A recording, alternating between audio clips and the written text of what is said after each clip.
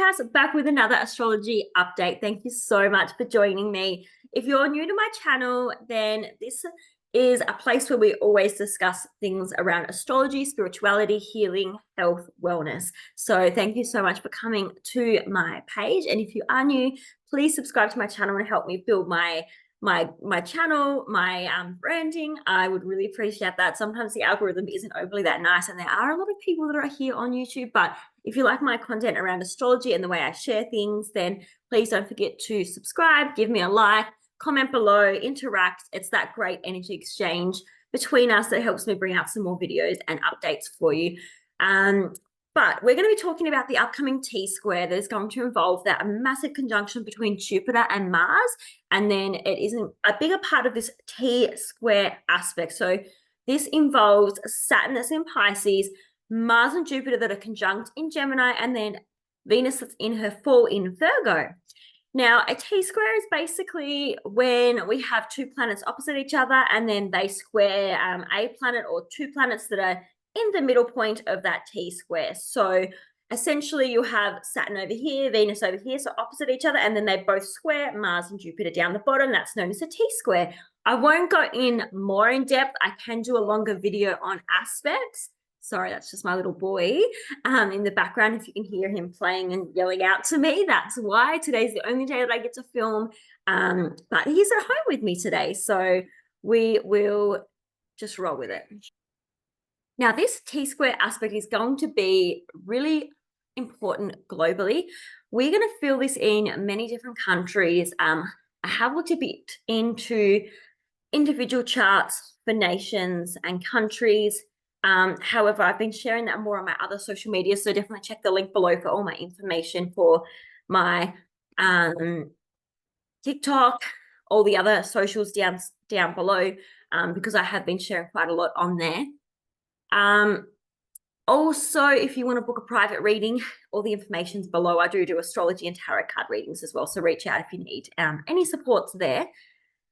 With that being said as well, I wanted to make this clear that this is just for entertainment purposes, and everything I'm talking about in this is global, like the global aspects. It may be very, very different for you based on your individual chart. You actually might even have a really positive experience with this T-square, depending on how it activates your chart. So please keep that in mind. So yeah, all the information is below. I might do a more in-depth video on just aspects themselves and kind of explaining that. But as I said, you don't really need to know a lot about specifically what a T-square is, just that it's going to impact the world quite prominently. We have so much going on, and a T-square is quite difficult. And with this T-square, we have both the malefic planets. So the malefics are the harder, challenging planets that kind of bring a fair bit of challenges and blockages and conflict. So that is Saturn and Mars. They're both the malefics. And then we have both the benefics involved in this too. Now, the benefics are the most positive, most beneficial planets, and that is Venus and Jupiter. So we have a T-square that's involving both our malefics and both our benefic planets. So we also know that this is going to be really important just because of that nature. And then if you go a step deeper and look into house rulerships, which I probably won't explain on here because the video will be really in-depth, but please comment below if you want me to talk about a video explaining house rulerships. I'll definitely do that. But essentially, every single one of the planets involved rule 2 houses. So in total, there are a lot of different zodiac signs being activated by this transit aspect, sorry. So there is a lot to unpack here. The places and people that might feel it the most, again, leaders, celebrities, prominent people like the royals and politicians, they might feel this quite heavily, especially the ones that have their chart activated through this T-square. But I know Australia will definitely feel this quite strongly. The US and the UK have looked into a bit as well, so I would be keeping an eye on them because I feel like this transit will definitely impact those areas, especially the US and Australia. I have a feeling maybe the UK as well, but looking at their chart, I feel like that might be quite important for them. But there are going to be, as I said, a lot of countries that are going to feel this aspect and have big events happening from roughly the 13th, 14th, all the way up until the 20th of August. However, On the 14th of August is when Mars and Jupiter go exact by conjunction. We might have events happening a few days before and a few days after the actual conjunction, because conjunctions, or when aspects occur, it's kind of either the climax of a situation or event, or it's when a seed is planted, and then over the next few days or so, you will see the actual events come out from those seeds that were planted. So you would just see that energy close to this date. And again, as I said, it does activate other countries and people's charts a little bit differently. So that could mean that events happen a few days before and after the actual conjunction. But nonetheless, the points that I want to make is to keep an eye on global events and celebrities and leaders around the world from the 14th all the way through to the 20th of August, because there is some pretty big energy from this T-square from that period. So with that being said, I really want to jump in and have a look at what Saturn represents and in Pisces, and then look at Mars and Jupiter, and then also Venus, just so we can get some more clarity around what this could bring for us. I'm not going to stay on here for a huge amount of time, but I do want to kind of make sure that we have at least a bit of a basic understanding, because I do have a few predictions that I will share at the end about what this could look like for certain areas. Well, with Saturn, let's start off with Saturn. Saturn is a planet of restrictions, limitations. It can link to authority figures, so like your father, your boss, the government, like people in huge institutions that have like that authority figure. It can link to karma and fear. It can also link to hard work and, you know, the goals, like being really persistent and hardworking and dedicated. It's also the planet of time and maturity. It's also linked to setting foundations. So Saturn is a planet that is very long lasting. It can be quite challenging if you're not doing the work that Saturn wants you to do. But if you are doing what it's wanting you to do and setting those strong foundations in life, you will reap the rewards. If you're, for some reason, not kind of growing and evolving and becoming mature and being really responsible and dedicated and doing the work that Saturn wants you to do, you will have a lot of blockages and challenges and conflicts, and things will just feel really, really heavy and difficult. So I feel like a lot of people having a Saturn return roughly around about now, if they've got their natal Saturn in Pisces, they'll probably feel this quite strongly and maybe have a bit of trouble with their Saturn returns, or it might just feel like even more prominent than what a normal Saturn return feels like. And they already feel quite heavy as it is. So that is going to be quite interesting. But we've got that energy of Saturn, right? Maturity, responsibility, time. What's going to stand the test of time? Like, these are the questions. Where do I need to mature and be responsible and dedicated? These are the questions we're asking. What goals do I want to reach, and what are the steps over my life that will bring me towards reaching that goal? These are the big questions we're asking right now. Sorry, I have a little bit of a cold too, so I'm trying my best not to like cough or sound too snuffly, so I do apologize.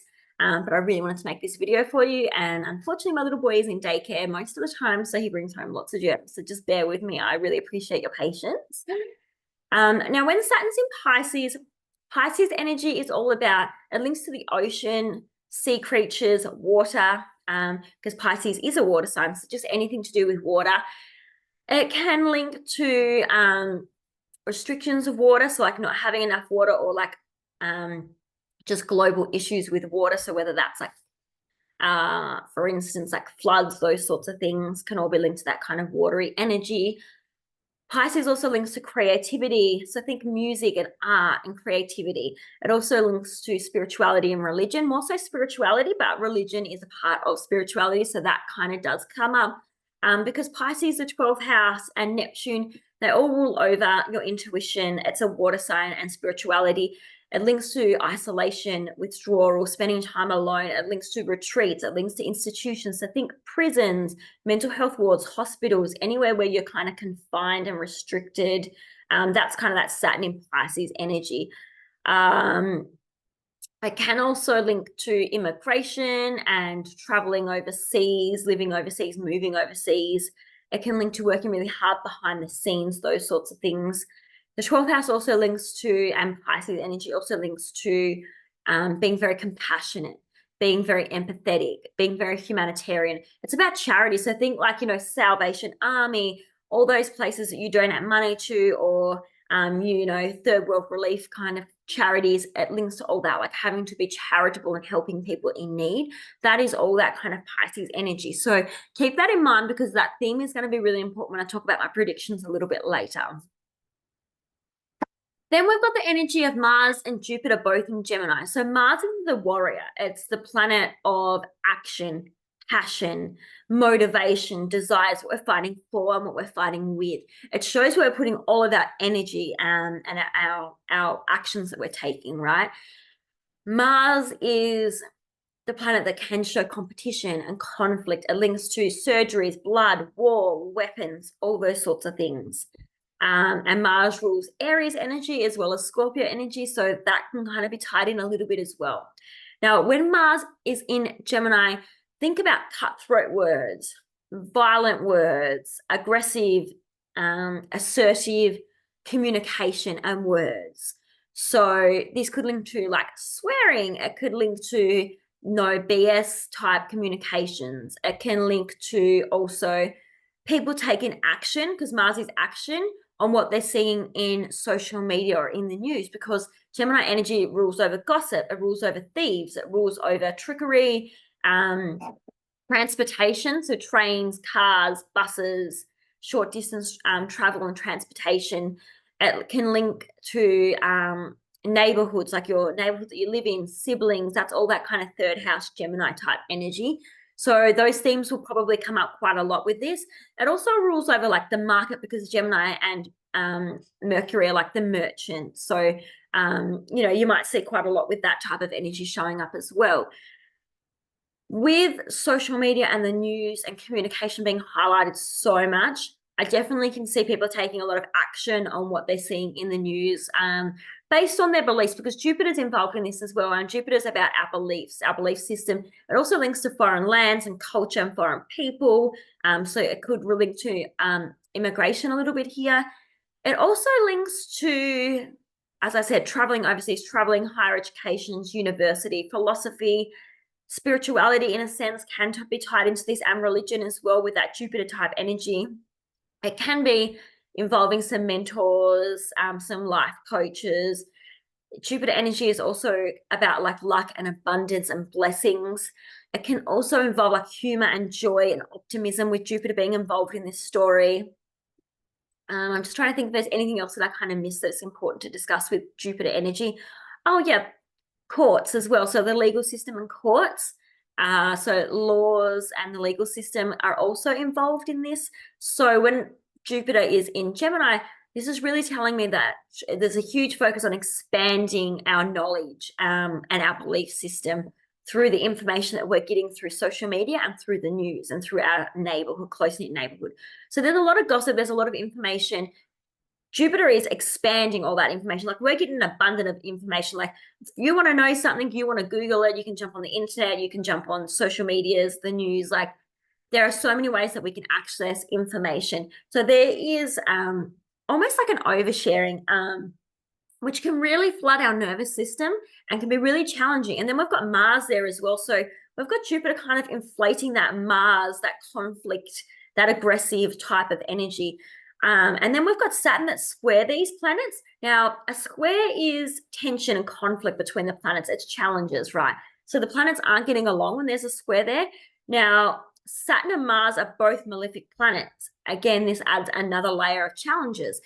And then you've got Saturn that wants to restrict and limit those two planets because of the square, that Mars and that Jupiter. Saturn wants to restrict them and limit them and put like a bit of a block there, and that tension and square energy there as well, right? And then you've got Jupiter that wants to expand it, and Jupiter's bringing all this information and making us take action, and might be a little bit more aggressive and violent and brave and heroic with that Mars there. And Jupiter wants to expand it, and then Saturn wants to restrict it. So this is very conflicting energy and really challenging energy, because Jupiter's like, let's go, and Mars wants to put their foot on the pedal and just like pedal on the gas, go. And then Saturn's like, whoa, hold up, break, stop. So it's very, very challenging. And then not only that, we've got another piece to this T-square, which is Venus that's in Virgo. Now, Venus is in fall in Virgo. She doesn't like being there. She can't express herself to the fullest and highest vibration. There's a lot of challenges. And she has to look to Mercury that's currently in retrograde for some guidance, for some answers, for some support there. And because Mercury is in retrograde, there's a lot of misinformation, miscommunication. There's a lot happening, and Mercury isn't able to fully help her out in his kingdom. So this is really challenging. Now, Venus, when she gets to that 17-degree point closer to the 20th, will be completely opposite Saturn at 17 degrees, and then they will square Mars and Jupiter. Now, Mars and Jupiter won't be exactly at 17 degrees at the same time. I believe Jupiter's at about 16 degrees, and then Mars moves to about that 17-degree point. So Jupiter is still part of this story, but the exact degrees, you have to obviously look closer to the 17th, which when the planets move towards closer to the 20th, which is when the planets move to that 17-degree point a little bit quicker. However, on the 14th is when the Mars-Jupiter conjunction's happening, so just keep all that in mind as well. Now, with Venus in Virgo, so Venus is the planet of love, romance, relationships, what we value, what we find pleasure in. It links to females. Venus is the divine feminine. Mars is the divine masculine. Venus is the benefic planet. Mars and Saturn are Venus and Jupiter are the benefic planets, and Saturn and Mars are the malefic planets, like I mentioned before. So again, closer to the 20th is when this energy really ramps up and gets more challenging. So Venus wants to bring a lot of love and a lot of pleasure, and wants to rule from the heart, and wants to kind of help be the peacemaker in this situation.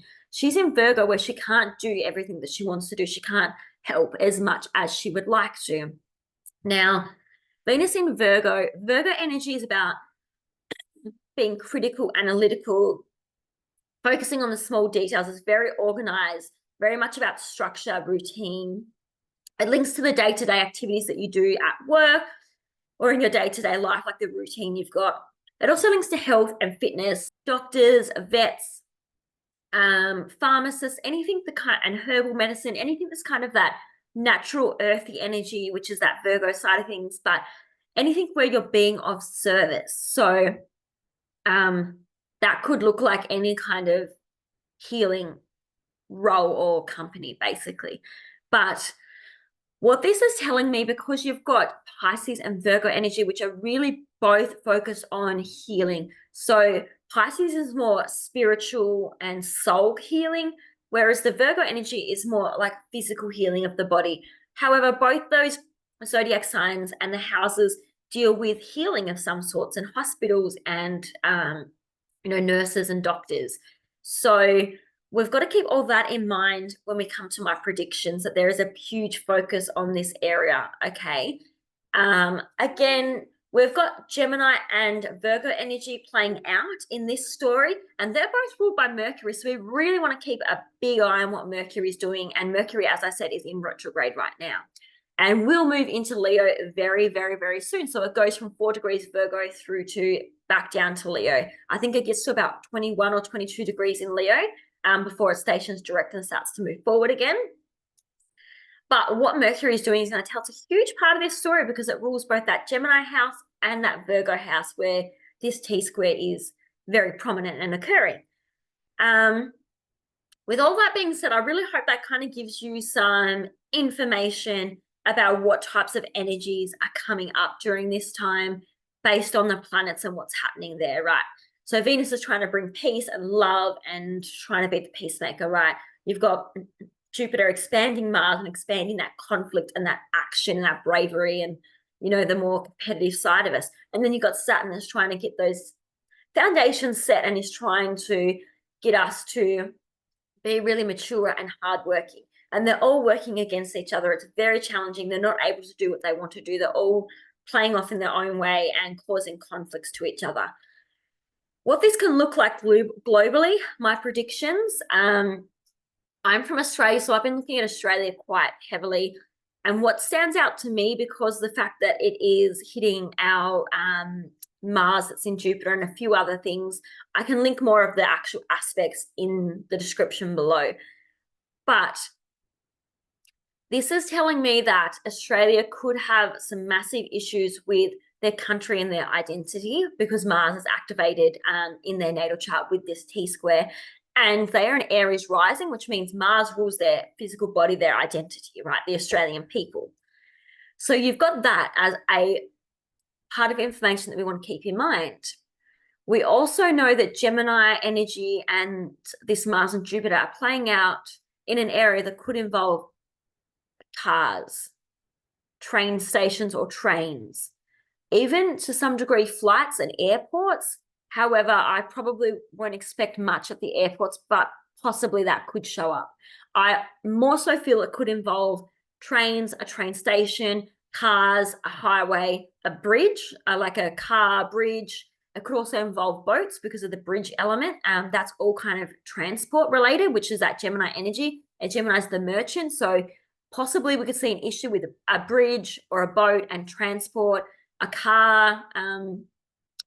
It could also be a little bit explosive because Jupiter is expanding that Mars type energy. So there could be something that's targeted as a bit of an attack. Unfortunately, I'm trying obviously to be very mindful on how I explain things and what I mention, due to obviously, you know, how people are with social media and what things kind of get silenced when you do talk about certain things. But we can see some type of attacks, especially on transport, bridges, or even as well gatherings such as schools, like primary schools, because that is that Gemini third house energy as well. And concerts, like music concerts, because Gemini does link to music and concerts and fun and social activities as well. So any major concert where there's a big gathering, schools could be a bit of an area to watch as well, especially like the primary to middle school age groups in Australia. Like those areas I would be keeping a big eye on, because you've got this element of needing doctors and needing healers, and there is an element of like sickness and charity and humanitarian being needed, humanity needing to kind of give aid and charity, right, and healing. And then you've got this element of like probably violence, conflicts, taking action, needing to be brave. So this is kind of pointing at there could be an attack that happens that's going to send a lot of people to hospital, or a lot of people needing support, a lot of people needing to leave the country or come into the country, or there's some restrictions with people coming in and leaving the country due to a certain attack, a certain event. Now, we could also, like, obviously that is quite scary and heavy, and I want you guys to observe and just be aware. I'm not here to kind of scare you, but I do want people to understand that the astrology does show this energy. That is a very, very negative kind of prediction, and it's one of the more lower vibrations. There also are other ways that this can play out. It doesn't necessarily have to be worst case scenario, and I'm just kind of putting my opinion out there and take what resonates. I mean, I'm just kind of reading the chart, and a lot of other astrologers might read things a little bit differently, and read these aspects a little bit differently. There is another scenario where I could probably see an issue with the internet and social media, and maybe a bit of a blackout, a bit of an issue with maybe the internet and us communicating. So there could be a short period where there's a bit of a blackout. This could happen in Australia. It could happen in the UK, the US. I feel like because of the situation and how heated everybody is, especially in the UK, there'll definitely be some restrictions to social media and the internet. There could be some type of blackout. There could be some kind of military input in these situations, especially in the UK. And we might see this in the US and Australia as well, depending on how these events and situations happen. I'm not sure exactly what events are going to happen, but I feel like there will be multiple different events happening that kind of cause a fair bit of chaos and anger and frustration in humanity.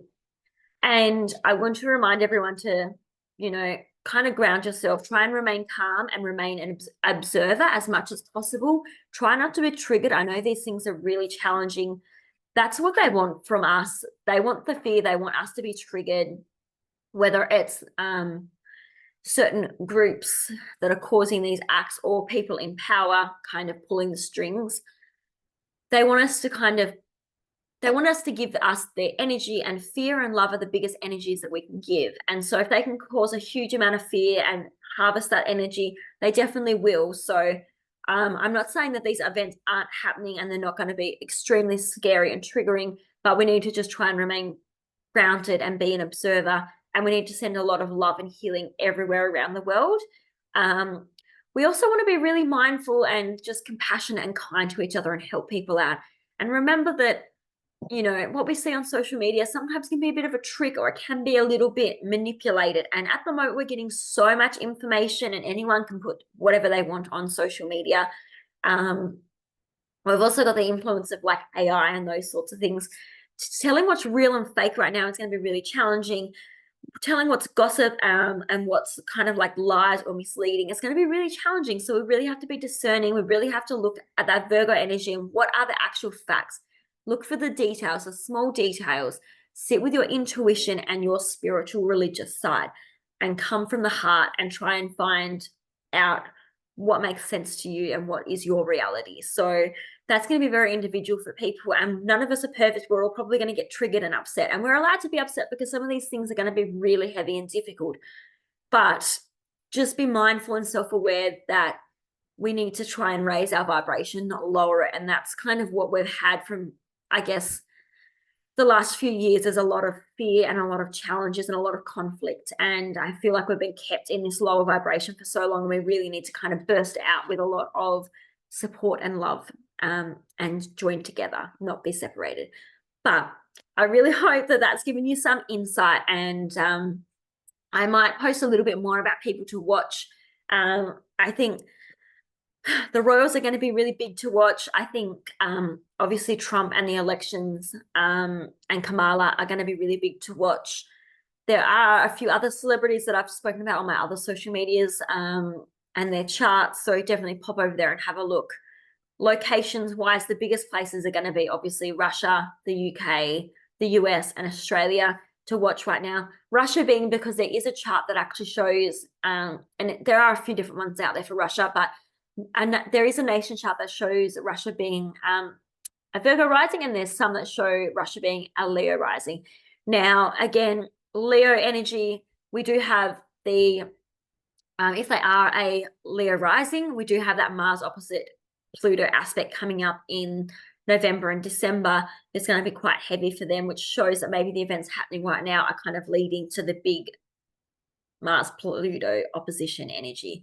And if they're a Virgo rising, then that Virgo energy is being highlighted with this T-square. So I really think Russia could be a place to watch at the moment with all of this, but also Australia, because obviously some of their actual natal planets, as well as the US, some of their natal planets are actually involved in this T-square and being conjuncted or aspected in some way. But I feel like there are some minor aspects in the UK as well that might be very prominent with this T-square, but they're already going through a lot anyway. So we know that they're going to be a big part of this story as well.